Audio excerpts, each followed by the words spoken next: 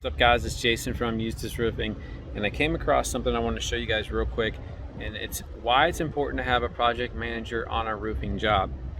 We always have project managers on our jobs, and we always have what we call crew chiefs, the guys in charge that are on the job also. And I'm sitting in this parking lot and I saw this and I wanted to show you guys so you got an idea why some guys are cheaper than others. Right there, so if you look at this roof, it's got two vents up there. And then there's a pipe vent also, but if you look at the two vents, they're installed completely backwards. So the sloped part is supposed to go up towards the peak, and then the screen vent part faces downhill. Why that's important is that's where the air comes out. So now all the water is coming in the vent because it's in backwards, and then they put roofing tar around it to try to stop the leak. They're not going to stop the leak because the vent's in backwards.